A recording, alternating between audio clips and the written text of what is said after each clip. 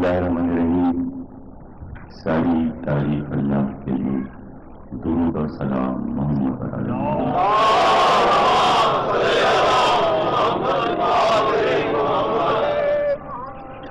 1421 کے اشرح ثانی کی رہنا سادات میں آپ حضرات تیسری تقریر سماعت فرما رہے ہیں.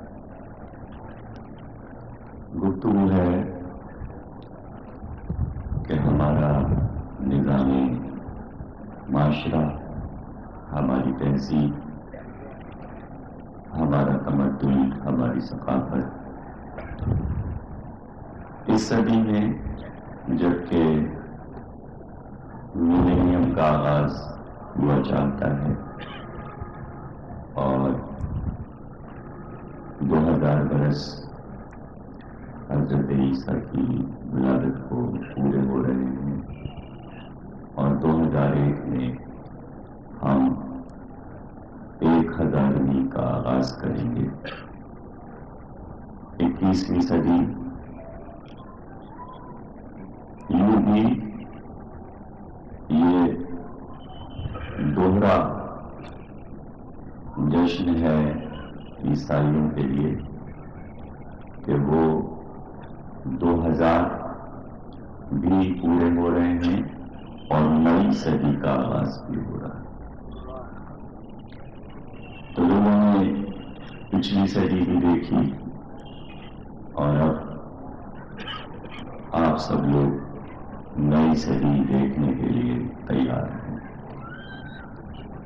یہ اس لیے منایا جا رہا ہے پورے ورلڈ میں کہ ہم کو نئی صدی میں کیا کرنا ہے، نئی صدی کی کیا تیاریاں ہیں اور ہماری کیا ذمہ داریاں ہیں.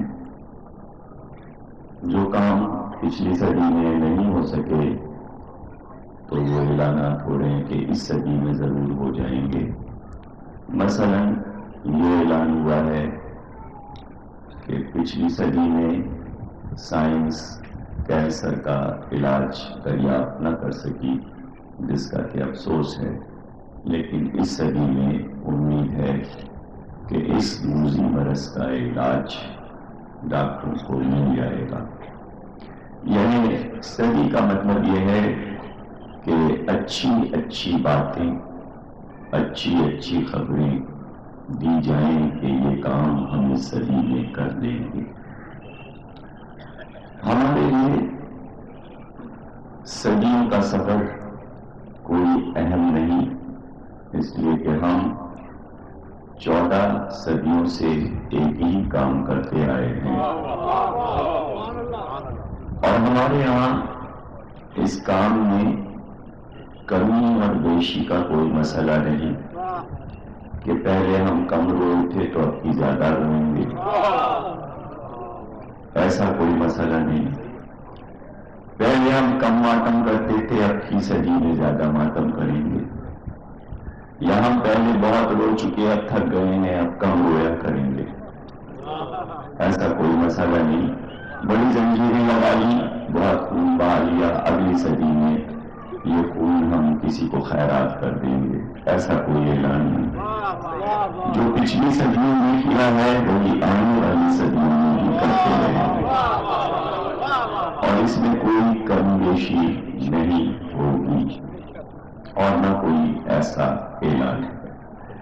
یہ سارے اعلانات مادی دنیا سے تعلق رکھتے ہیں. ہمارا تعلق مادی دنیا سے نہیں، ہمارا تعلق روحانی دنیا سے. روحانی دنیا میں، مادی دنیا میں صدیاں گنی جاتی ہیں، روحانی دنیا میں صدیاں گنی نہیں جاتی ہیں. اس لیے کہ روحانی دنیا جب سے بنی تو یہ کہنا ہی بیکار ہے کہ کب سے بنی. کب نہ تھی کہ جب ہم یہ کہیں کہ جب سے تھی. تو یہ سفر روح کا سفر بہت پرانا سفر ہے اور ہم مادیت میں سفر نہیں کر رہے، ہم تو روح کے سفر میں ہیں اور روح کے سفر کو مادی دنیا نہیں سمجھ سکتی. اس لیے کہ سمجھ میں نہیں آتی. یہاں صرف یہ اعلان ہے جو ان کی محبت میں مر جائے وہ مردہ نہیں، اور جو زندہ ہوتا ہے زندہ کے لیے ہر صدی اس کی اب کی صدی ہے. اس لیے کہ ہم نے صرف 14 صدیاں نہیں دیکھی، ہماری روح نے کروڑوں صدیاں دیکھی ہیں اور آنے والی کروڑوں صدیاں ہم دیکھ چکے ہیں. ہم پچھلی صدیوں کی بات بھی بتا سکتے ہیں اور آنے والی صدیوں کی باتیں بھی بتا سکتے ہیں.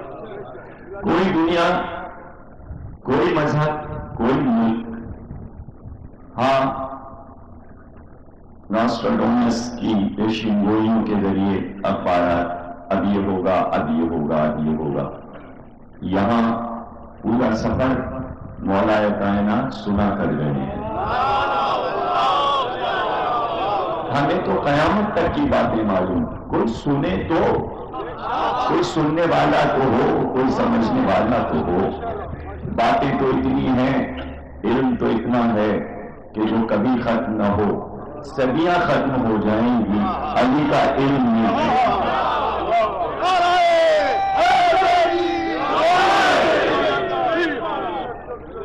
حضرت عیسیٰ کو صدیوں میں سمیٹ لیجئے، یہ ان کی قوم کا کام ہے. علی صدیوں میں نہیں سمٹتے، اس لیے کہ صدیوں کے تخلیق کار وہ ہیں. دنیا میں 2 طرح کے انسان گزرے ہیں کہ وہ پیدا ہوئے تو انہوں نے اپنی ذات کے ساتھ تاریخ بنائی. سکندر اعظم جو کرے تو تاریخ بنے.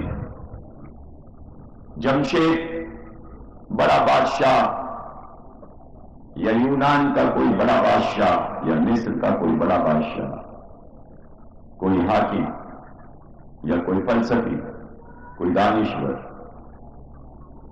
اپنے ساتھ تاریخ لکھواتا ہے. ہر حاکم اپنے ساتھ تاریخ لکھواتا ہے. آل محمد نے اپنی ذات کی تاریخ نہیں لکھوائی. میں نے کہا 2 طرح کے لوگ ہوتے ہیں، ایک کے ساتھ ساتھ تاریخ لکھی جاتی ہے. آل محمد صرف تاریخ نہیں لکھ پاتے بلکہ یہ لوگ تاریخ گر ہیں. یہ تاریخ بناتے ہیں، یہ تاریخ بناتے ہیں اور اپنی تاریخ نہیں. اس لیے کہ ان کی تاریخ وہاں سے شروع ہوئی کہ جب دنیا میں تاریخ تھی ہی نہ، جب سن نہیں لکھے جاتے تھے کہ آدم کے پتلے کو سجدہ کس سن میں ہوا. کون بتائے گا کہ کس سن میں ہوا، کس تاریخ میں؟ سن تو آپ عیسیٰ سے شروع کر رہے ہیں جو آخری نبی ہے بنی اسرائیل کا.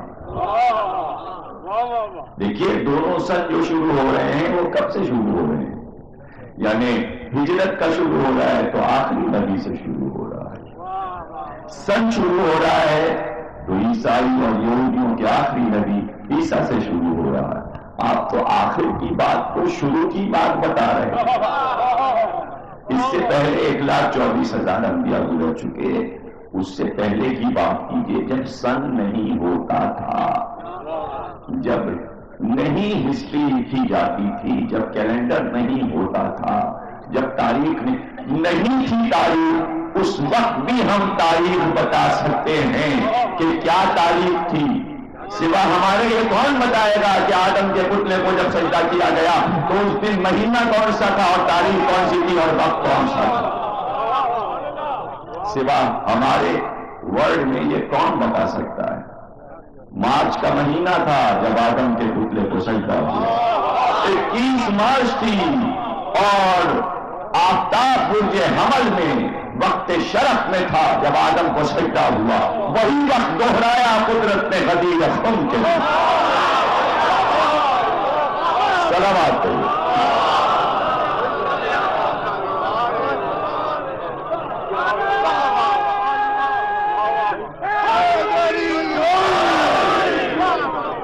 تہذیب کا ایک اپنا سفر ہے، ثقافت کا ایک سفر ہے.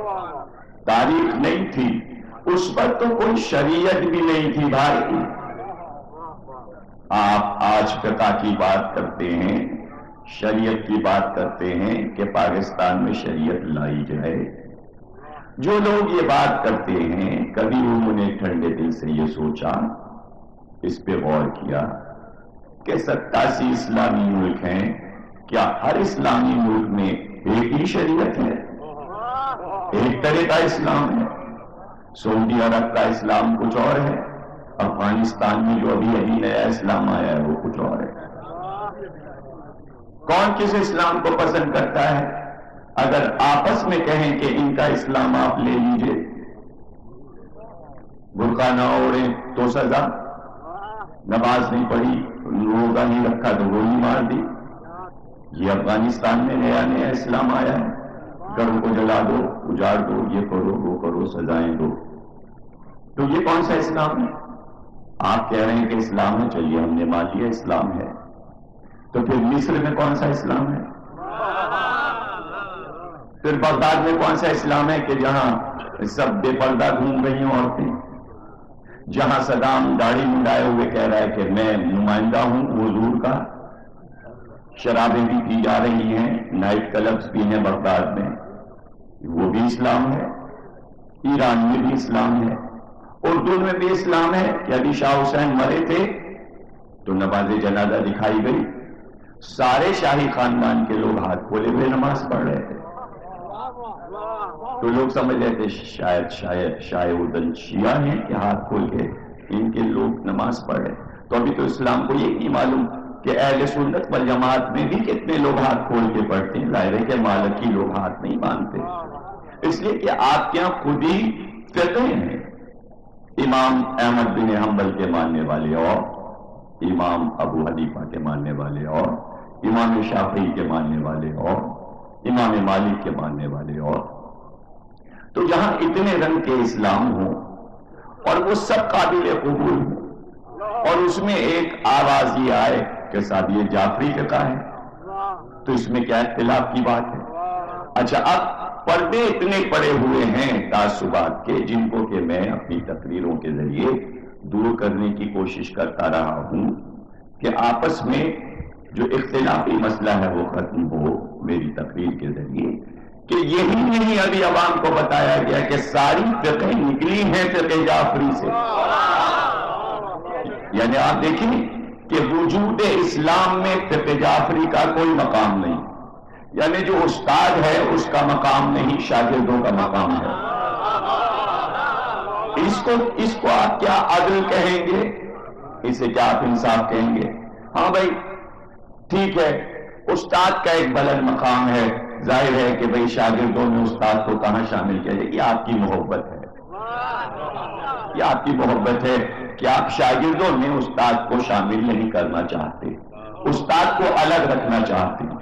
جب آپ استاد کو الگ رکھنا چاہتے ہیں تو پھر احترام استاد بھی رکھیے۔ اسلام میں اور قرآن میں یہ بھی ہے کہ اگر آپ کسی مشکل میں پھنس جائیں تو استاد سے پوچھ ضرور لیا کیجئے، اس لیے کہ پہلے بھی سارے شاگرد استاد کے پاس آ کے یہی کہتے تھے، آپ نہ بتاتے تو ہلاک ہو جاتے۔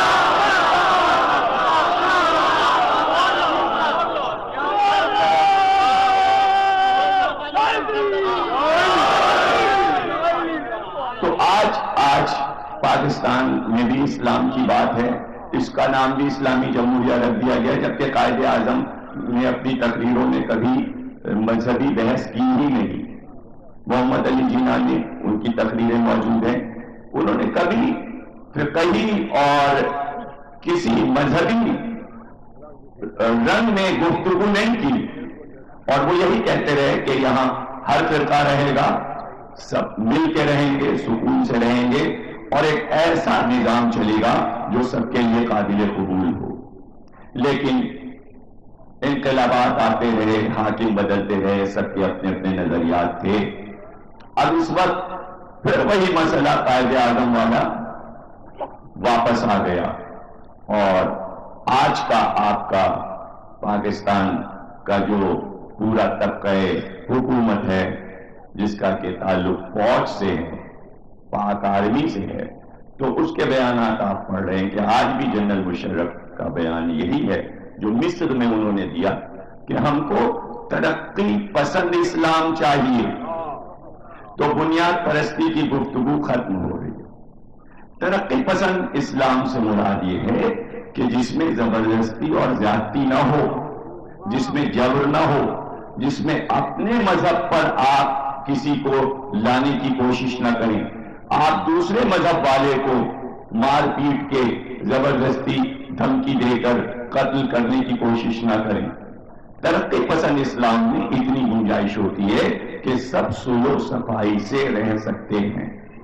تو میں سمجھتا ہوں کہ انہوں نے یہ اچھی بات کہی ہے اور سارے فرقوں کو یہ بات مان لینا چاہیے۔ اسی بات کو ہندوستان اپنے رنگ میں کہتا ہے سیکولر اسٹیٹ، یعنی ہندوؤں میں بھی بہت سے فرقے ہیں۔ اگر ہر فرقہ اٹھ کھڑا ہو کہ ہماری کتاب اور ہمارے نظریات چلیں گے تو ظاہر حکومت نہیں چل سکتی۔ اور دوسرا جو کہ صدیوں سے اپنا عمل کر رہا ہو وہ کسی دوسرے کے عمل کو نہیں مانے گا۔ اور اس مسئلے میں یہ بات ہر کان میں پہنچ جانی چاہیے کہ یہ مجمع جو مجلس میں بیٹھتا ہے اور جو امام حسین کا نام لے کر عزاداری کرتا ہے، اس کا نام آپ کچھ بھی رکھیں، رونے والے، پیٹنے والے، ماتم کرنے والے، مجلسی لوگ، حسینی لوگ، یا جس نام سے بھی آپ انہیں پکاریں، ان لوگوں نے کبھی بھی کسی عہد میں صدیوں میں کبھی یہ نعرہ نہیں لگایا کہ ہم دوسرے فرقے والوں کو اپنے اصولوں کو زبردستی منوائیں گے، یہ کبھی ایسا نہیں کیا۔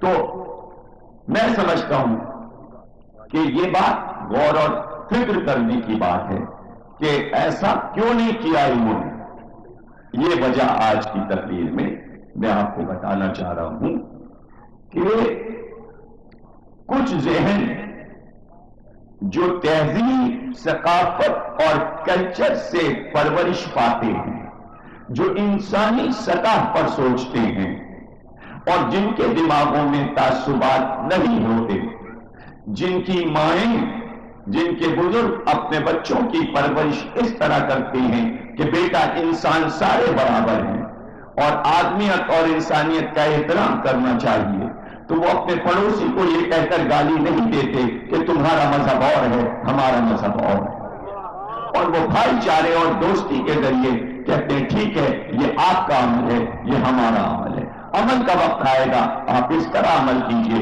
ہم اس طرح عمل کریں گے، اس کے بعد ہم پھر ساتھ بیٹھ جائیں گے۔ یہ ایک ایسا مسئلہ ہے جس میں انسانیت کی قدر ہوتی ہے۔ یہ بحث دوسری ہے کہ وہ کون سا مذہب ہے کہ جس پر پوری دنیا کو اکٹھا کیا جائے حکم الہی کے مطابق۔ تو وہ مذہب دنیا میں ابھی سمجھا کہاں کہ جس مذہب پر اللہ پوری دنیا کو اکٹھا کرنا چاہتا تھا، اور وہ مذہب کبھی بھی سمجھ میں نہیں آئے گا انسانوں کے، اس بات کو سمیٹ کر نبی نے بتا دیا تھا کہ اگر پوری دنیا علی کی محبت پر اکٹھا ہو جاتی تو اللہ کبھی جہنم کو نہ بناتا۔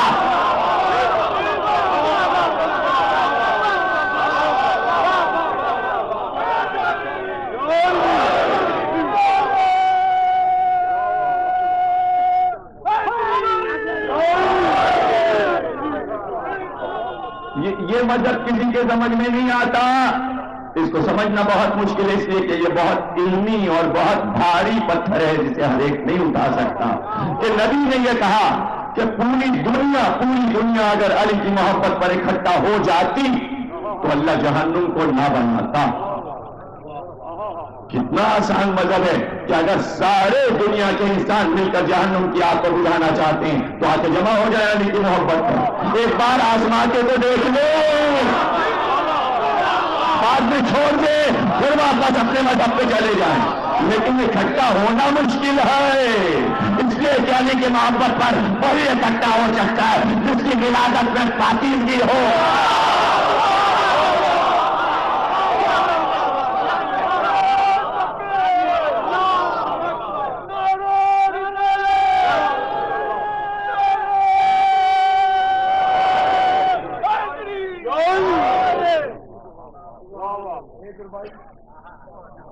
ضروریت رسول میں ہر فرد نور ہے،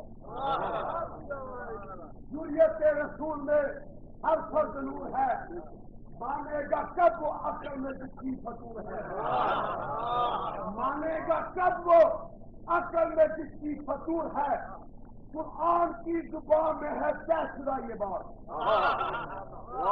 कुरान की जुबान में है तयशुदा ये बात, वो रिश्त है जो आले मोहम्मद से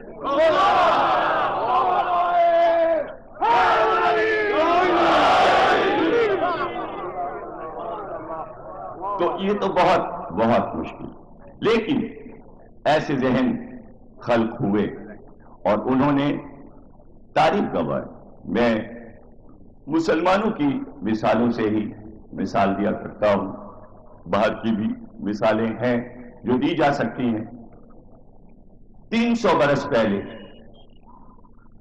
ہماری ہسٹری میں، مغل پیریڈ میں، اکبر بادشاہ کہ جس نے، جو پڑھا لکھا نہیں تھا، جس نے کتاب کی شکل نہیں دیکھی، جو پڑھنا نہیں جانتا تھا، لکھنا نہیں جانتا تھا، لیکن تیمور سے لے کر اور بہادر شاہ ظفر تک جتنے بادشاہ گزرے مغلوں میں، ان میں اس نے مغل اعظم گریٹ بادشاہ کا خطاب لیا، اور سب سے بڑھ گیا وہ، بابر سے، ہمایوں سے، جہانگیر سے، شاہجہاں سے، اورنگزیب سے۔ کیوں بڑھ گیا؟ کیوں اسے گریٹ کہا دنیا نے؟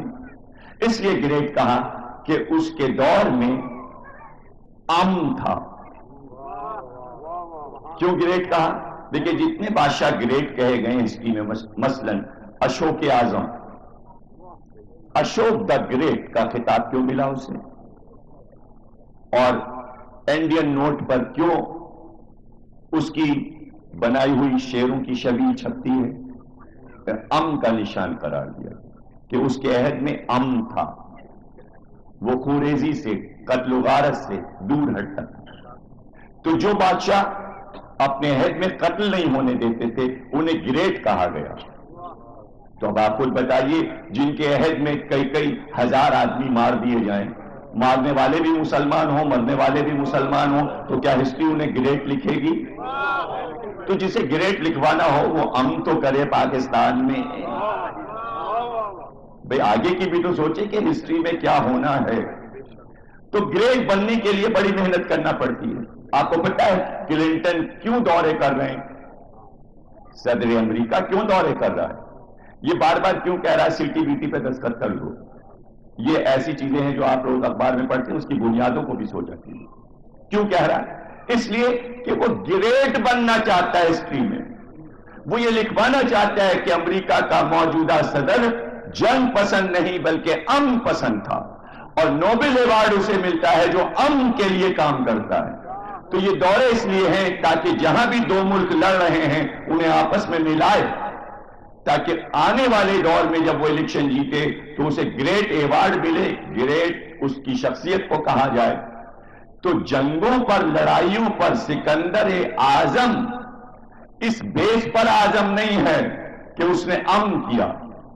کب کہا گیا سکندر اعظم؟ جب وہ واپس ہوا اور اس نے یہ طے کر لیا ان فتوحات میں کیا رکھا ہے۔ پوری دنیا فتح کرنے نکلا تھا، لیکن جب اس نے اپنی شکست کو تسلیم کیا کہ کام غلط تھا، تب گریٹ بنا۔ یعنی ہم غلط کام کر رہے تھے۔ اشوک کب گریٹ بنا؟ جب 2 لاکھ آدمی اس کے ہاتھ سے قتل ہو گئے اور اس نے مذہب چھوڑ کر مہاتما بدھ کا مذہب اپنایا اور بیٹے اور بیٹی سے کہا کہ اب کوئی قتل و غارت نہیں ہوگا، یہ جنگیں بالکل غلط ہیں، یہ فتوحات بالکل غلط ہیں، تب اشوک دا گریٹ بنا۔ سمجھے نا؟ تو کوئی ایک ایسا فتوحات اور بڑی جنگیں اور ملکوں، اس سے گریٹ نہیں بنتا آدمی۔ گریٹ بنتا ہے اپنے دور میں امن قائم کرنے سے۔ علی نے 87 لڑائیاں نبی کے حکم سے اور اللہ کے حکم سے لڑی، لیکن کوئی دنیا کا انسان یہ نہ کہہ سکا کہ علی ظالم تھے۔ یہ ہوتا ہے گریٹ بننے کا طریقہ۔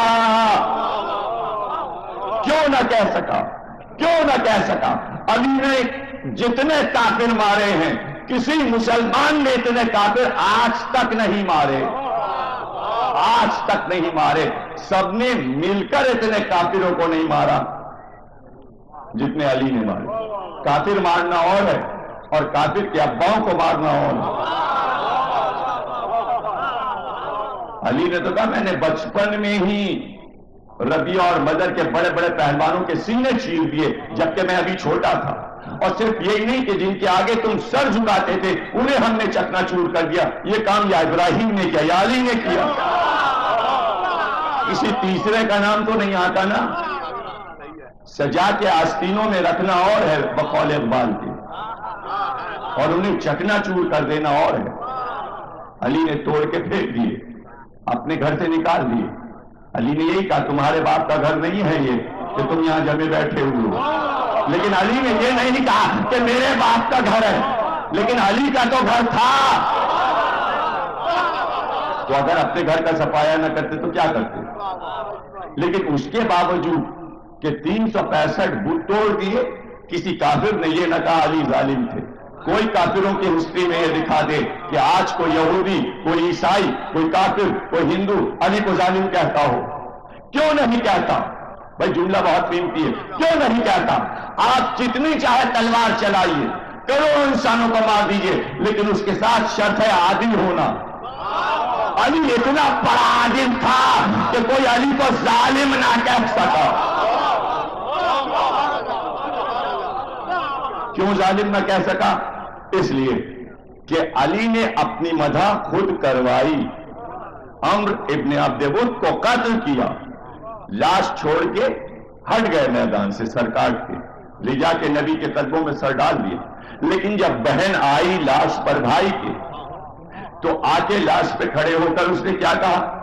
کہ میں تجھے روتی, تیرا ماتم کرتی, تیرا مرثیہ کہتی, لیکن بھائی اب تجھے نہیں روں گی, اس لیے کہ تجھے جس نے قتل کیا ہے وہ صرف بہادر نہیں بلکہ سخی تھا. وہ اتنا بڑا سخی تھا, اتنا بڑا سخی تھا کہ عرب کا دستور ہے کہ جب کسی بہادر کو قتل کرتے ہیں تو اس کی زرہ, اس کا لباس مقابل والا اتار کے لے جاتا ہے. بہن نے کہا تیرا قاتل بہت سخی تھا کہ تیری زرہ اتاری, نہ تیرا لباس اتارا, جبکہ قیمتی لباس تھا. میں اس لیے ماتم نہیں کروں گی کہ اس نے میدان میں تجھے برہنا نہیں چھوڑا. یعنی مرنے والی کی بہن نے اعلان کیا کہ علی ظالم نہیں ہے, اس لیے کافر علی کو ظالم نہیں کہہ سکا. علی دنیا کا وہ انسان ہے کہ جسے قتل کر دے اس کا خاندان اس کا مزاخواہ ہو جائے. ایسا علی تو کوئی پیدا کرے, ایسا انسان تو کوئی پیدا. لوگ کہتے ہیں کیوں؟ علی نے کہا ہم لاشوں کا کاروبار نہیں کرتے. علی کو کوئی رقم نہیں چاہیے. جملہ سنیے گا, جاؤ میدان جنگ سے اس کافر کی لاش اٹھا لے جاؤ. اس کافر کی لاش, یعنی ہمیں کافر کی لاش نہیں چاہیے. میدان جنگ میں ہمیں برداشت بھی نہیں کہ اس کافر کی لاش پڑی رہے. لے جاؤ. آ کے وہ لے گئے لاش اٹھا کر, ورنہ لاش لے جانا مشکل تھا. چاروں طرف سے تیروں کی بارش ہو جاتی, میدان میں داخل نہیں ہو سکتے. علی نے کہا لے جاؤ لاش, ہمیں کوئی رقم نہیں چاہیے. تو اب بتائیے یہ 6 آدمی علی کے مداح ہو جائیں گے یا نہیں؟ یہ معاہدے تھے, جنگوں کے معاہدے تھے. علی نے جنگوں کے اصول بتائے ہیں. آج آپ جنگوں کے مسائل پر گفتگو کر رہے ہیں, جب علی کو نہیں سمجھیں گے تو جنگیں کیا سمجھ میں آئیں گی؟ آج جہاد پہ گفتگو ہو رہی ہے کہ اسلامی جہاد کیا ہے. اسلامی جہاد اگر پوچھنا ہے تو پھر فقہ جعفری بتائے گی, اور وہی علی کی فقہ بتائے گی, اور کون بتائے گا؟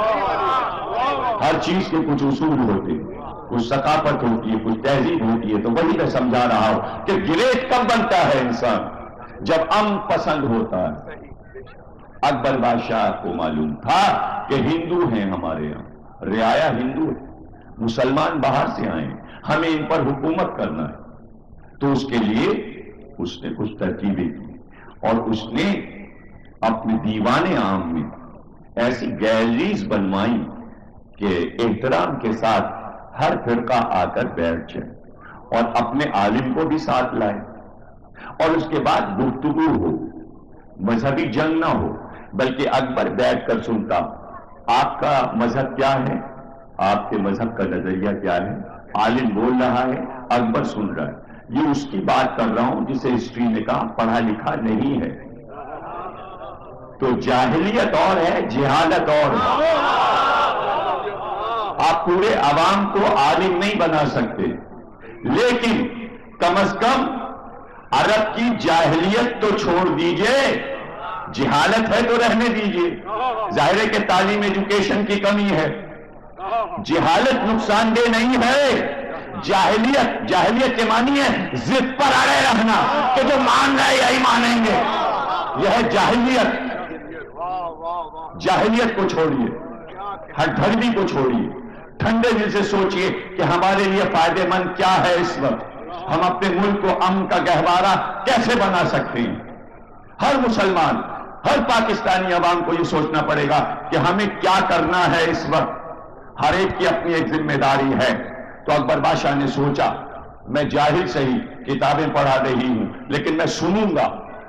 کبھی کبھی جاہل سن کر علم حاصل کرتا ہے. اگر آپ نے لاکھوں کتابیں نہیں پڑھی تو وہ مجمع تلاش کیجئے جہاں علم کی باتیں ہوتی ہیں. اگر علم کو سمجھنا ہے، اگر نئی کالج اور اسکول اور یونیورسٹی میں سکھایا گیا تو وہاں پہنچیے جہاں کوئی بتا رہا ہو کہ علم کیا ہے اور علم کی تعریف کیا ہے. اس میں کیا گناہ ہے؟ علم کو سن لینا کیا گناہ ہے؟ اکبر نے ہر مذہب کو سنا. آئیں سب آئیں، ہندو کے سارے فرقے آئیں، مسلمانوں کے فرقے آئیں، سب لوگ آئیں، سارے فرقے آئے، سب کی باتیں سنی. اور اس نے اپنے 9 رتن بنائے تھے.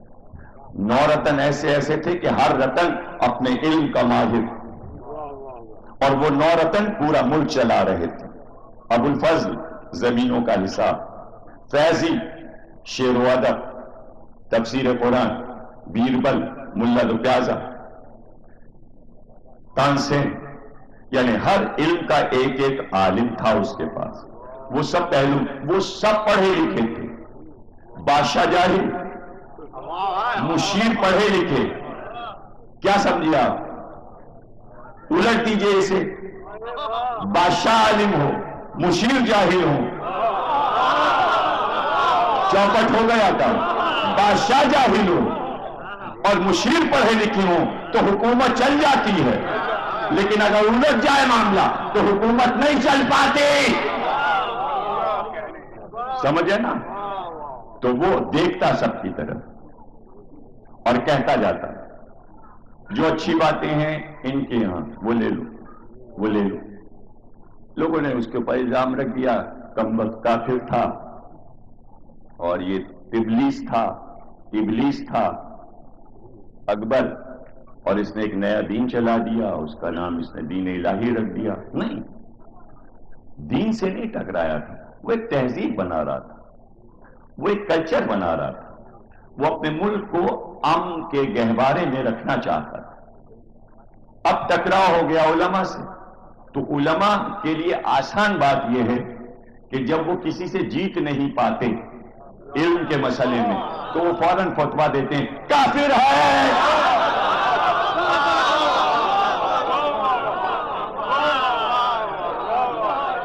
لیکن سب سے آسان مسئلہ یہ،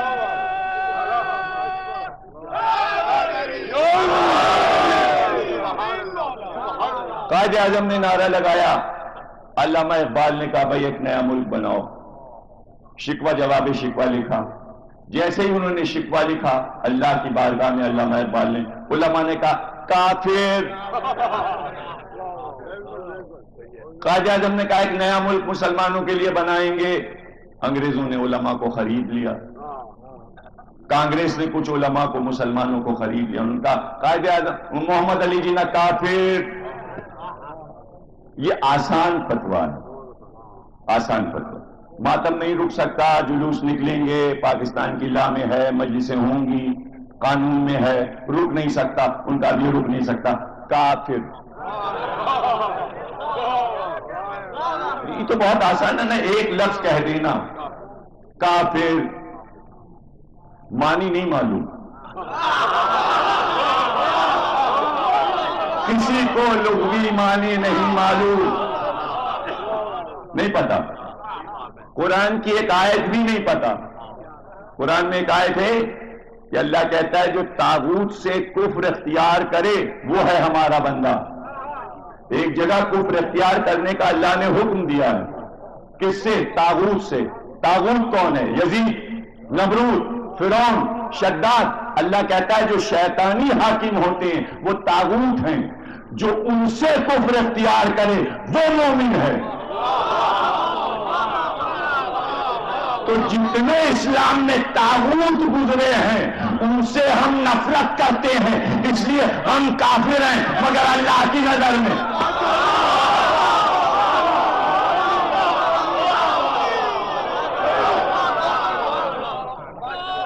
اس میں کیا مسئلہ ہے؟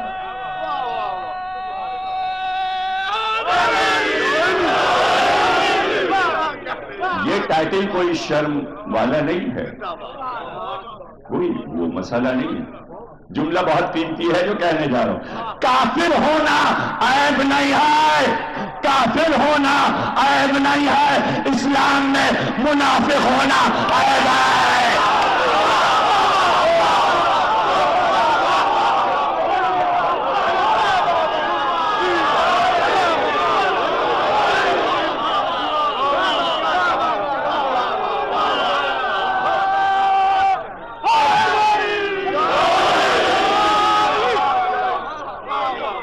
آپ نے کہا یہ کافر اسلام سے نکل گیا، اب اسلام میں کہا رہا، اب اسلام کی کوئی فقہ اس پہ لاگو ہوئے گی نہیں، وہ تو ہو گیا کافر، وہ تو گیا باہر. آئے ہائے ہائے. اور ہے اسلام میں، اس کی بات کرو، اس کی بات کرو. قرآن کھل کے اس کی بات کرتا ہے. تو اکبر بادشاہ نے اپنی رعایا، اپنے عوام کو پرامن رہنے کے لیے ایک ثقافت، ایک تہذیب، ان کا بھائی ان کا بھی تہوار لے لو، ان سے بھی ایک تہوار لے لو، بھائی نوروز بھی مناؤ، دیوالی بھی مناؤ، عید میلاد النبی بھی مناؤ. کیا ہے اس میں؟ سب اپنا اپنا کام کریں. ہوا اس کے عہد میں امن رہا، وہی ملک وہی شہر پرامن کہلاتا ہے. جا کے لندن میں دیکھ لیجئے، دھوم دھام کی دیوالی بھی ہو رہی ہے، ہولی بھی ہو رہی ہے. ہولی ہوتی ہے، دیوالی ہوتی ہے. شہزادہ چارلس آ کے افتتاح کرتے ہیں مندروں کا. مسجد بنتی ہے، 2500 مسجدیں ہیں مسلمانوں کی، ڈھیروں مدرسے ہیں لندن میں، سب چل رہے ہیں. سکھوں کے گردوارے ہیں، کوئی جھگڑا نہیں ہوتا، سارے فرقے والے رہ رہے ہیں. وہاں کیرتن بھی ہو رہا ہے، وہاں قوالی بھی ہو رہی ہے، وہاں بھجن بھی ہو رہا ہے، وہاں عاشورے کا جلوس بھی نکل رہا ہے، وہاں چیلم کا جلوس بھی نکل رہا ہے. ملکہ کے قصر کے سامنے سے جلوس عاشور کا نکل جاتا ہے. میں آپ کو کیا کیا بتاؤں. جارج پنجم کتنا بڑا بادشاہ تھا. جارج پنجم کا محل سب سے اوپر کے ہل پر تھا، لندن کی سب سے اونچی پہاڑی پر. آج وہ لندن کا سب سے بڑا امام باڑہ ہے. جارج پنجم کا محل خریدنا کوئی آسان ہے؟ امام حسین نے خرید کے دکھا دیا. اب وہ اتنا بڑا امام باڑہ، حالانکہ سارا یہودیوں کا علاقہ ہے، اور یہودی گھبرائے ہوئے رہتے ہیں کہ کیا ہو رہا ہے ان کے یہاں. وہ جاسوسی کرتے رہتے کہ اندر ہوتا کیا ہے. تو ان سے کہا جاتا آئیے مجلس سنیے، یہاں کچھ چھپا کے نہیں ہوتا، یہ کوئی جماعت خانہ نہیں ہے کہ چھپ چھپ کے کام ہو رہا ہے، یہاں تو سب کھلے عام ہوتا ہے، سڑک کے اوپر ہو رہا، آ کے دیکھ لیجیے. تو کوئی یہ کیا کہے گا کہ ان کے یہاں یہ ہوتا ہے اور یہ ہوتا ہے اور یہ ہوتا ہے. کوئی کام ہمارے یہاں چھپا کے ہوتا ہی نہیں. اگر چھپا کے ہو رہا ہوتا تو یہ عزاداری چپکے چپکے کمرے میں ہو رہی ہوتی. یہ ایک ایسی چیز ہے کہ کھلی ہوئی ہے، آپ خود پرکھیے، دیکھیے کیا ہو رہا ہے. مسئلہ مذہبی نہیں ہے، مسئلہ علمی ہے، اور جو علم پسند ہوتا ہے وہ سمجھ جاتا ہے. تو اکبر نے بھی ایسا ہی کیا اور پورے ہندوستان کو سجا کے رکھ دیا، پورے ہندوستان کو سجا دیا اس نے. یعنی آپ چھوٹی چھوٹی باتیں بھی اکبر کی ہسٹری میں سے لے لیں. ابو الفضل جو زمینوں کا انچارج تھا، آج کی منسٹری کہہ لیں آپ، یا ٹوڈر میں، تو یہ آپ جہاں بیٹھے ہوئے ہیں جس سرزمین پہ،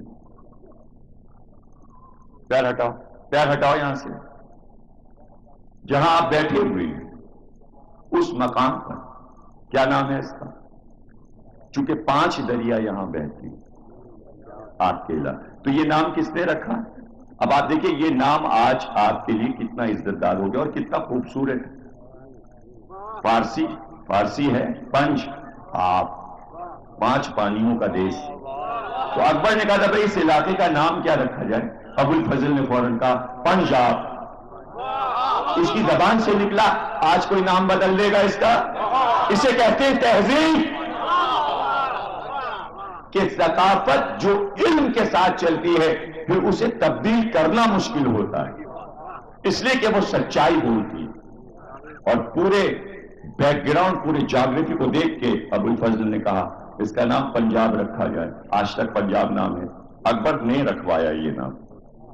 تو اس کی تہذیب کے تو نام آپ کے پاس موجود ہیں، کہاں تک مٹائیں گے؟ تہذیب کبھی مٹتی نہیں اگر اچھی ہو اور سچی ہو، لیکن جو اس بنیاد پر رکھی جائے کہ جس پہ تعصبات ہوں، لوگ اسے جلدی جلدی چھوڑنے لگتے ہیں، لوگ دور ہٹنے لگتے ہیں۔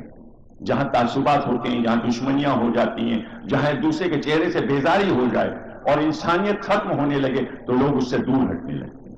عزاداری کا کمال یہ ہے کہ یہ انسانیت سکھاتی ہے، اس میں دوستیاں ہوتی ہیں، اس میں محبت ہوتی ہے، اور وہ کسی کے سمجھ میں نہیں آتی۔ اکبر نے آخر میں یہ دیکھا کہ ایک مسئلہ اور ہے، اور وہ مسئلہ ہے مسلمانوں کا بہت ہی حساس، وہ ہے فقہ کا مسئلہ۔ توجہ ہے نا آپ؟ یعنی سارے مسئلے تو حل کر لیے ہم نے، ہندوؤں کو یوں زیر کر لیا ہے، سمجھا لیا ہے کہ ہم نے راجپوتوں میں شادیاں کر لی، سمدھیانہ ہو گیا، رشتہ داری ہو گئی۔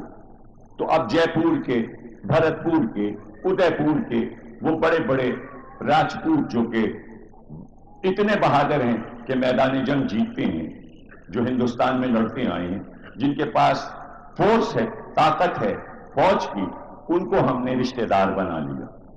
تو اب وہ تو بولیں گے نہیں، پھر تہذیب کے ذریعے اس نے، علم و ادب کے ذریعے، شاعری کے ذریعے، نثر کے ذریعے، موسیقی کے ذریعے، مختلف ذرائع سے اس نے ذہنوں کو تسخیر کر لیا۔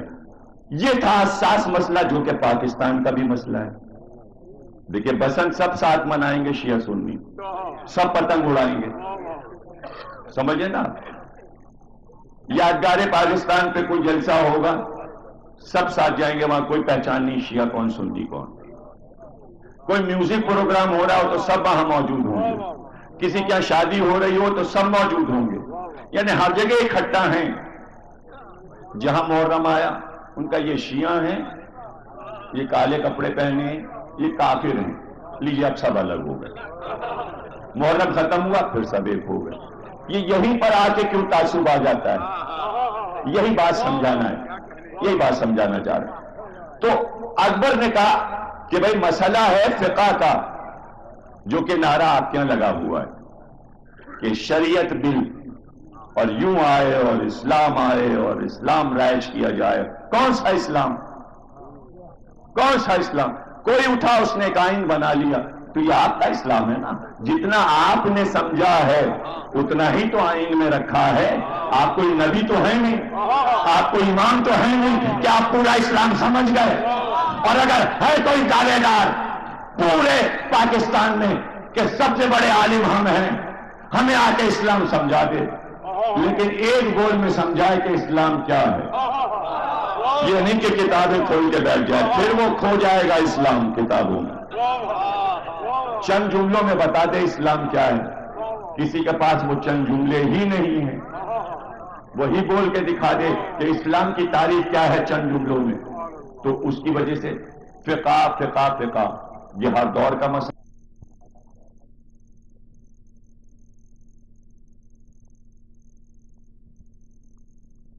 فقہی مسائل پر سب اپنی اپنی فقہ گھر میں خود بنائے ہوئے ہیں، اپنی مرضی کی، کوئی کسی کی فقہ پہ نہیں چلتا، سب کی اپنی اپنی فقہ ہے۔ جا کے دیکھ لیجئے، مرنے میں، جینے میں، ہر چیز میں دیکھ لیجئے، سب کی اپنی مرضی کی ہے، کوئی نہیں چل رہا ہے۔ اس پر بھی میں اشرح پڑھ سکتا ہوں کہ اصل فقہیں جتنی رائج ہیں کوئی ان پر عمل نہیں کر رہا، عالم ہو یا جاہل، کوئی نہیں کر رہا۔ اور میں مثالیں دے سکتا ہوں، چھوٹی چھوٹی مثالیں دے سکتا ہوں. تو یہ ہے حساس مسئلہ. تو اکبر کے لیے بھی یہ مسئلہ تھا کہ فقہ ہیں کئی، حنبلی، حنفی، مالکی، شافعی اور جعفری. کیا کیا جائے، کیا کیا جائے، کیا کیا جائے؟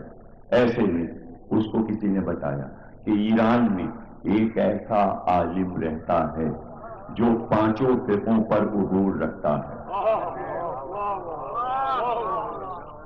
کچھ کہنا چاہ رہا ہوں، جو لوگ اپنی اپنی فقہ کی بات کر رہے ہیں وہ یہ بات کیوں نہیں کرتے کہ ایک ایسی پارٹی بنا لو کہ جس پارٹی کا ہر آدمی پانچوں فقہ پر عبور رکھتا ہو. یعنی ایک ملک میں رہتے ہیں اور ایک دوسرے کی فقہ نہیں جانتے. یہ کیا بات ہوئی؟ 50 سال سے رہ رہے ہیں اور ایک دوسرے کے اصول نہیں معلوم، اور سب کہہ رہے ہیں ہم مسلمان ہیں، ہم لا الہ کہہ رہے ہیں، ہم قرآن پڑھ رہے ہیں، ہم حدیث پڑھ رہے ہیں، ہم نبی کو جانتے ہیں، ہم اللہ کو جانتے ہیں، اور ایک دوسرے کو نہیں جانتے. یہ کیسا اسلام کا گھر ہے؟ یہ کیسا اسلام کا گھر ہے کہ ایک دوسرے کی چیز دیکھ کر چونکتے کیوں ہیں؟ یعنی نہیں پتا. تو اکبر سے کسی نے کہا، ان کا انہیں لے آؤ. کیا نام ہے ان کا؟ قاضی نور اللہ شوستری. وہ آ گئے.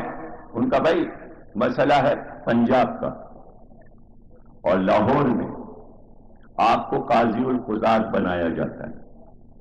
قاضی القضات جو کہ ہندوستان کے جتنے قاضی ہوں گے ان پر آپ. یہ تھا جسٹس کا مسئلہ، یعنی فقہ کا تعلق عدلیہ سے ہے. اب یہی بہت سے لوگوں کو نہیں معلوم کہ گہرا تعلق فقہ کا عدل سے ہے. سمجھا کہ عدل سے گہرا تعلق ہے. یعنی جو نماز پڑھائے، فقہ جعفری میں یہ ہے کہ جو نماز پڑھائے، پہلا اصول یہ ہے کہ نماز پڑھانے والا عادل ہو. اب عادل کی تعریف ہے کہ وہ عادل ہو. عادل نہیں ہوگا تو اس کے پیچھے نماز جائز نہیں ہے. یہ بھی ایک مسئلہ ہے. تو فقہ کا گہرا تعلق عدل سے ہے. عدلیہ قاضی یعنی عدل، فیصلہ کرنے والا. فقہ کا پہلا اصول عدالت نہیں تو کچھ نہیں. تو وہ آئے، بلائے گئے، لاہور میں انہیں مقرر کیا گیا. ان سے اکبر بادشاہ نے پوچھا آپ فیصلہ کس طرح کریں گے؟ توجہ کیجیے گا.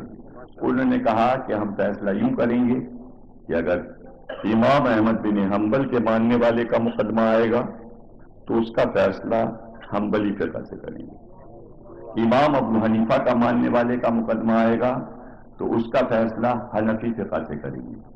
امام مالک کا ماننے والا آئے گا تو اس کا فیصلہ مالکی فقہ سے کریں گے.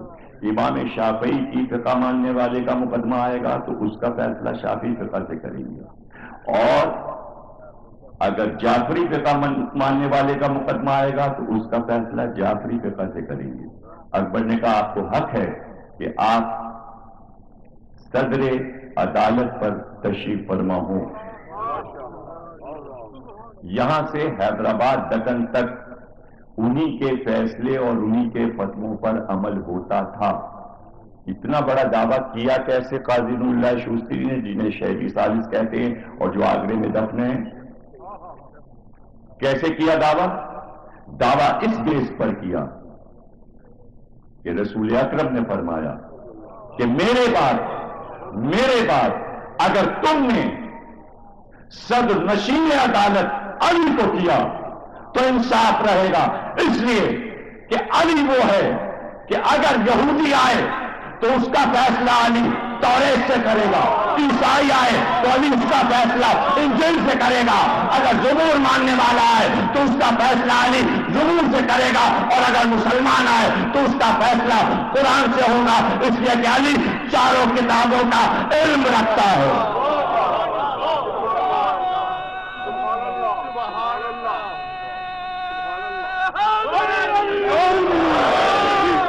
تو تہذیب ہو یا ثقافت، کلچر ہو یا مذہب، ہر ایک کی بنیاد علم ہے، اور علم کی بنیاد علی ہے. آپ کی سمجھ میں اگر کسی جاہل سے جاہل کی سمجھ میں بھی یہ بات نہیں آئی کہ میں نے کیا کہا، ہر شہر وکیل صاحب تشریف فرما، ایڈوکیٹ ہیں بہت بڑے ہمارے، اور برسوں سے تشریف فرما ہے، بتائیں گے کہ کیا ان کے یہاں عدالت میں بنیاد میں علم نہیں ہے؟ یعنی ہر شعبے میں علم ہے، ہر شعبے کی بنیاد، ہر ڈپارٹمنٹ کی بنیاد علم ہے، اور علم کی بنیاد علی ہے۔ یہ سمجھنا کوئی مشکل ہے؟ اگر کسی جاہل سے جاہل کی سمجھ میں بھی نہیں آیا تو لیجئے میں سامنے سمجھائے دیتا ہوں۔ لکھیے تعلیم، تے این لام یہ میم، لکھا آپ نے؟ تعلیم۔ پاکستان کا سب سے بڑا مسئلہ کیا ہے؟ تعلیم۔ تعلیم، تعلیم میں کتنے حرف ہیں؟ تے این لام یہ میم، کتنے ہوئے؟ 5۔ 5 کو اگر آپ حساب لگانا چاہیں کہ بیچ کا حصہ کیا ہے، تے ادھر میم ادھر، بیچ میں کیا لکھا ہے؟ الف۔ تے اور میم ہٹا دیجئے تو تعلیم کے بیچ میں کیا مطلب ہوا؟ تعلیم کا دل علی ہے۔ اب بھی سمجھ میں نہ آئے تو ہم کیا کریں؟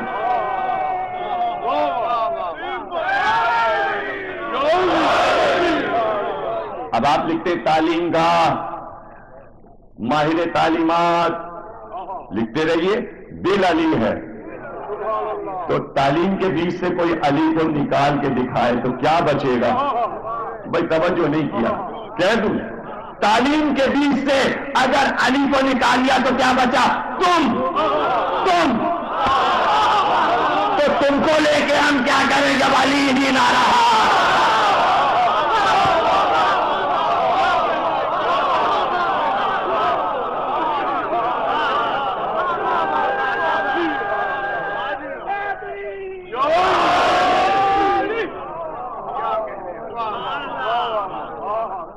تمہیں لے کے ہم کیا کریں؟ تم ہو، علی اگر ہے تو تم ہو، تم اسی وقت تک برقرار ہے جب بیچ میں علی ہو۔ تو یاد رکھنا کہ اپنا درجہ امتیاز ملک کا ہر مسلمان احترام علی کو قرار دے، اور یہ بری باتیں ہیں، بہت بری باتیں ہیں، ہر فرقے کے لیے نقصان دہ ہوگا آنے والے دور میں کہ علی کے مقابل کسی چھوٹے نام کو لیا جائے۔ یہ ہر مسلمان کے لیے نقصان دہ ہوگا۔ ہم بہت محبت سے یہ بات سمجھا رہے ہیں کہ رسول نے کبھی علی کے مقابل کوئی چھوٹا نام نہیں لیا۔ اگر کسی حدیث میں ہے تو دکھاؤ۔ ہمیشہ یہ کہا میں شہر علم ہوں، علی اس کا دروازہ، میں حکمت کا شہر، علی حکمت کا دروازہ۔ میں اور علی ایک نور تھے۔ جب نام لیا نبی نے علی کا تو اپنے نام کے ساتھ لیا، کوئی چھوٹا نام علی کے نام کے ساتھ نہیں لیا۔ قسم کھاتا ہوں اس منبر پر ہاتھ میں قرآن دو اور تم بھی قرآن دو، کسی لڑائی میں دکھا دو کہ نبی نے یہ کہا علی اور تم دونوں ساتھ جاؤ، جب کہا علی تم جاؤ۔ دعویٰ کر رہا ہوں، دعویٰ۔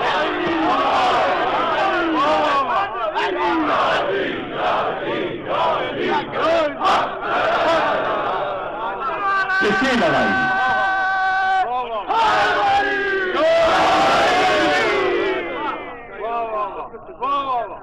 تمہارا دعویٰ یہ ہو کہ قرآن کافی ہے، بہت قیمتی جملہ، تمہارا دعویٰ ہو کہ قرآن کافی ہے، نبی کا نعرہ یہ تھا مجھے علی کافی ہے۔ ہو گیا نا تاریخی جملہ؟ نبی نے کبھی یہ نہیں کہا قرآن کافی ہے، کہا علی کافی ہے میرے لیے۔ کیوں کہا؟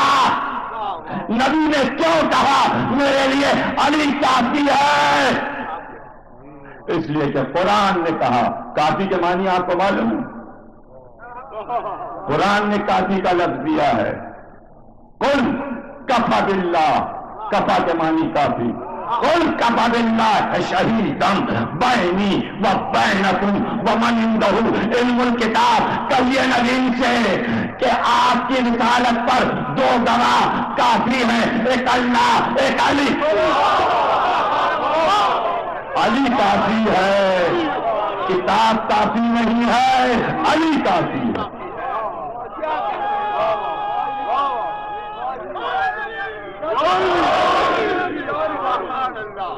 کوئی آیت بدلے گا، اس کے معنی بدلے گا؟ کوئی عالم کتاب اٹھ کر اس وقت یہ کہے کہ اللہ کو یہاں یہ کہنا چاہیے تھا کہ اللہ کافی ہے اور کتاب کافی ہے؟ نہیں، اللہ کافی اور کتاب کا عالم کافی ہے، کتاب کچھ نہیں جب تک عالم کتاب نہ ہو۔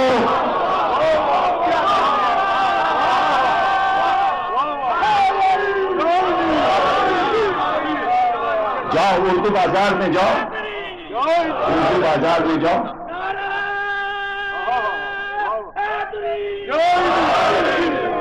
اردو بازار میں جاؤ، شیخوں کی دکانوں پہ چلے جاؤ، روز لاکھوں کتابیں چھپ رہی کورس کی، وہیں بیٹھتے ہیں یہ پرویز صاحب، وہیں قریبی میں پڑوس میں سے پوچھئے، لد لد کے آتی ہیں کورس کی کتابیں، اب تیسرے کی آئی ہے، اب چوتھے کی، اب پانچویں کی، اب چھٹے کی، اب آٹھویں کی، اب 12ویں کی، اتر رہی ہے، کئی گھنٹے تک تو اترتی رہتی ہیں، لاکھوں کے حساب سے چھپتی ہیں نا بھائی، لاکھوں لوگ پڑھ رہے ہیں نا پاکستان میں، تو لاکھوں اس کی اجازت ہوتی ہے، تمہیں 13ویں کی ملے گی اسلام آباد میں بھاگ دوڑ، آپ کو صرف 5ویں کلاس کی فلانی ملے گی مطالعہ پاکستان کی، ایک کوٹا مل گیا، بارے نارے گاڑی خرید لیں گے،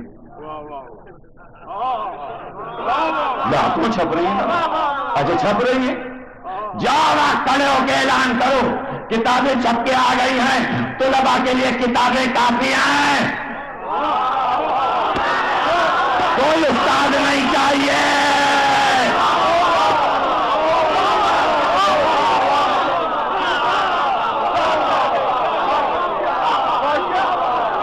اعلان کرو کتابیں چھپ گئی ہیں، کافی ہیں، ہمیں استاد نہیں چاہیے، تو استاد اسٹرائک کریں گے مال روڈ پر، اب یہ دن آ گیا کم وقت کتابوں سے پڑھیں گے، ہم سے نہیں پڑھیں گے، ارے وہ استاد کیسا تھا، 25 سال چپ رہا،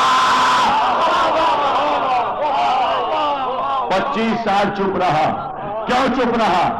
کتاب لے کے چلے گئے کہ کتاب کافی ہے، استاد کو چھوڑ دیا، دیکھو کیا ہوا، جب معاملہ پھنسا تو 72 بار آ کے کہا،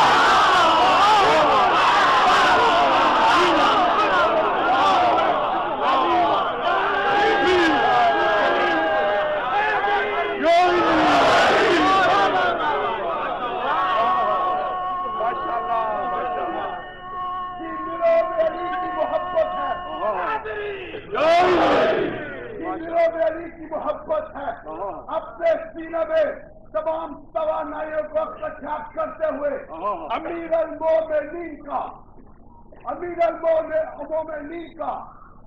المومنین کا امام المتقین کا، فاتح خندق کو خیبر کا، مولا ثقلین کا، ابو الحسن والحسین کا، شاکی کوثر کا، مولا کمبر کا، نفس پیغمبر کا، سماج رسول کا، جوہر بطول کا، غالب اللہ کل غالب کا، اسد اللہ الغالب کا، ولیوں کے ولی کا، مولا علی کا،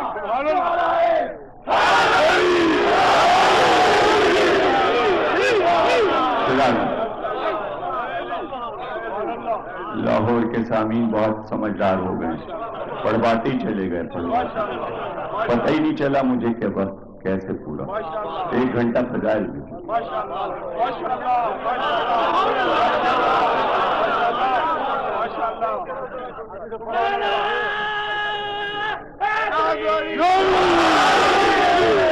ایسا نہ کریں کہ تیسری تقریر میں 10 کا میٹر ہو جائے تو کل کیا پڑھیں،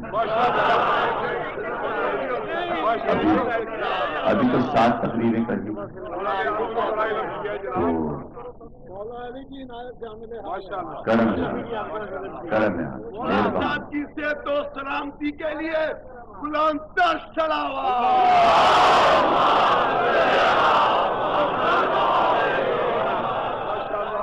باتیں کرتے ہو تم، یہ باتیں کرتے ہو تم، یہ سمجھ رہے ہو کتاب کافی ہے؟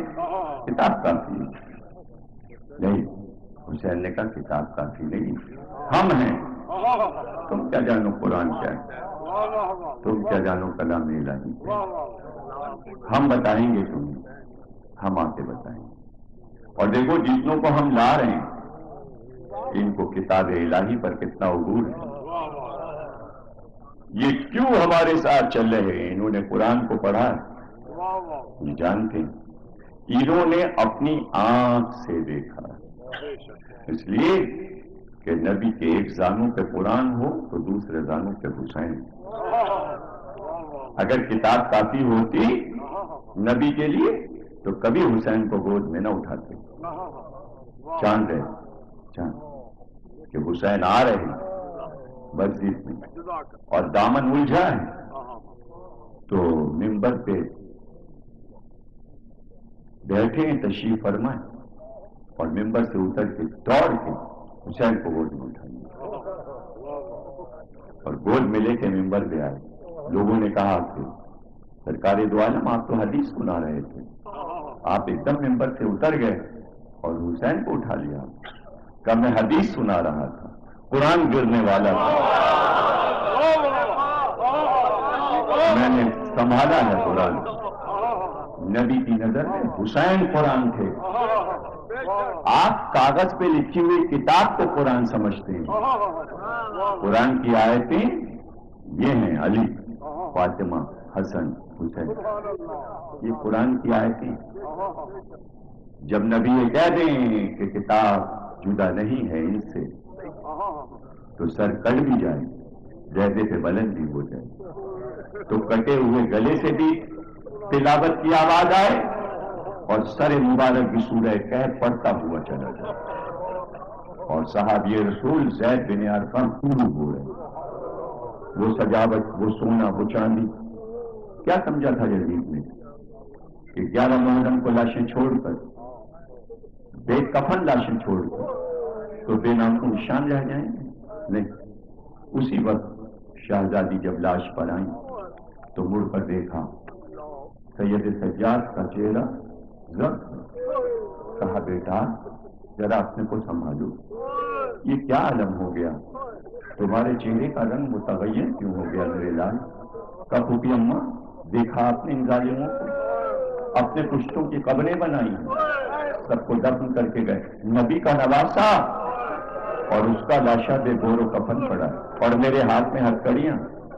اس وقت جناب زینب نے خطبہ دیا، اور اس خطبے کو ہماری حدیثوں کی کتابوں میں کہتے ہیں حدیث ام ایمن، اور ام ایمن اس کی راوی جناب زینب فرماتی بیٹا میں نے اپنی ماں سے سنا، سید سجاد میری ماں نے مجھے بتایا زینب دنیا یہ سمجھے گی کہ حسین کی لاش پڑی رہ جائے گی، لیکن میری ماں نے بتایا ہے کہ یہاں بہت بلند عمارت بنے گی اور قیامت تک وہ عمارت کبھی مٹے گی نہیں، اور دنیا کے لاکھوں انسان اور آسمان کے ملائکہ حسین کی قبر کا طواف کرنے آئے گے اور یہاں کی مٹی کھا کے شفا بن جائے گی۔ ذرا آپ سوچئے کہ ان قیدیوں کو فاطمہ زہرا اتنی دھارس دلا کے جا رہی ہیں کہ یہ مت سمجھنا کہ تم اگر قیدی بن کر چلے گئے تو میرے حسین کا کوئی دفن کرنے والا ہے، قبر بنانے والا ہے۔ آج ہر دل میں قبر حسین ہے، ہم جب چاہتے ہیں مجلس میں بیٹھ کر زیارت کرتے ہیں، ذاکر پڑھتا ہے اور ہماری آنکھ میں کربلا، تصور کی آنکھیں روضے کو دیکھنے لگتی ہیں، وہ میدان بھی نظر آتا ہے، وہ لڑائی بھی نظر آتی ہے، آج کا روضہ بھی نظر آتا ہے، اور 12 محرم کی تاریخ تھی، آس پاس کے گاؤں والے کربلا کے آس پاس جتنی بستیاں تھیں سب دیہات تھے، شت پورا، بازریا، نینوا، جب تک لڑائی ہوتی نہیں سب اپنی جھوپڑیوں میں ڈرے چھپے پہنے بیٹھے ہیں، لیکن جب لشکر یزید قیدیوں کو لے کر چلا گیا تو میدان میں سناٹا ہو گیا۔ تو گھر کی عورتوں نے کہا اپنے مردوں سے، دیکھو 10-12 روز ہو گئے، اب پانی نہیں ہے، فرات سے پانی لاؤ تو بچوں کو پانی پلائیں، کب سے تم ڈرے ہوئے گھروں میں بیٹھے ہوئے، نکلو گھر سے نکلو۔ پھر بھی ہمت نہ پڑی ان کی، تو عورتوں نے کہا اچھا تم گھر بیٹھو، ہم پانی لے کر فرات سے آتے ہیں۔ پانی کے برتن لے لے کر عورتیں گھروں سے نکلی، فرات کے کنارے پہنچی، لیکن جب پانی بھر کر واپس ہوئی اس راستے سے جہاں لاش حسین علی اکبر کا لاشا پڑا تھا، تو ان کے ہاتھ سے پانی کے برتن چھوٹ گئے۔ انہوں نے عجیب منظر دیکھا، تمام عورتیں رک گئیں اور انہوں نے یہ دیکھا کہ بہت سے سفید رنگ کے پرندے دریائے فرات میں جاتے ہیں، اپنے پروں کو بھگوتے ہیں، اڑتے ہوئے آتے ہیں اور حسین کے لاشے پہ سایہ کر کے پانی چھڑک رہے۔ کوئی پرندہ علی اکبر کے لاش پہ، کوئی پرندہ قاسم کی لاش پہ، عورتیں رونے لگی۔ روتی ہوئی گھر پہنچی، کہ کیا تم یہ سمجھ رہے تھے کہ یہ لاشیں بے سہارا پڑے رہیں گے؟ قدرت نے انتظام کیا ہے، ہم کو تو یہ سلیمان امامت لگتا ہے۔ اگر سلیمان کی حکومت پرندوں پر تھی تو یہ مرنے والا بھی پرندوں کا حاکم ہے۔ سارے جنگل کے پرندوں نے سایہ کیا ہے، لاش حسین پر دھوپ تو نہیں ہے، جاؤ، اگر تم نے ان کا ساتھ نہیں دیا تو جا کر دفن تو کر دو، اور اگر تم نہیں جاتے تو چادریں اوڑھ کے تم بیٹھو، ہم ان لاشوں کو دفنائیں گے۔ جب عورتوں نے یہ تقریر کی تو سارے مرد ہاتھوں میں بیلچے اور کدالیں لے کر نکلے، ڈرتے ہوئے سہمے ہوئے کہ کوئی اس لشکر کا یہاں جاسوس نہ ہو۔ لیکن جب ڈرے اور سہمے ہوئے آئے اور ایک ایک لاش کو دیکھا تو آپس میں باتیں کرنے لگے۔ کسی لاش پہ جسم پہ سر نہیں، جانے کون سا لاشا کس کا ہے، ہم قبر بنائیں تو کیسے بنائیں۔ تقریر کے آخری جملے بس یہ ابھی کھڑے سوچ رہے تھے کہ ایک بار کوفے کی طرف سے گرد اٹھی اور ایک سوار گھوڑے پہ آتا دکھائی، جس کے چہرے پہ نقاب پڑی تھی، اور آتے ہی اس نے اپنے گھوڑے کو روکا۔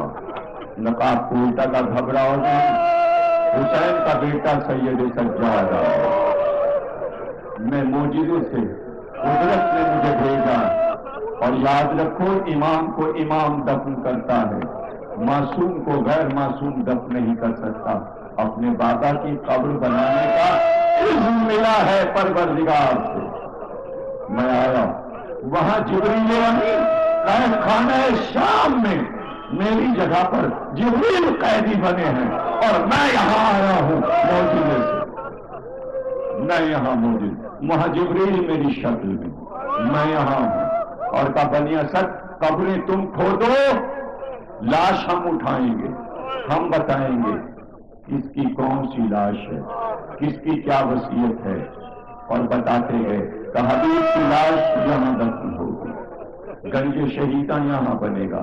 آج کربلا کا جو نقشہ بنا ہوا ہے، جو لوگ زیارت کرتے ہیں، یہ ہمارے چوتھے امام نے نقشہ بنایا تھا، سید سجاد نے، وہی نقشہ بنا ہے۔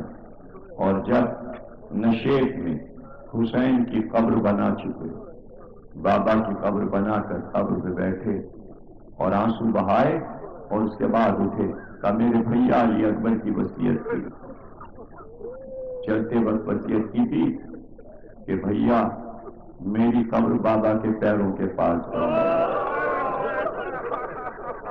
بیٹے کی قبر باپ کے پیروں، حسین کے پیروں کی طرف ایک قبر بنی، جہاں اپنے جوان بھائی علی اکبر کا لاشا اٹھا کر لائے اور سید سجاد نے دفن کیا۔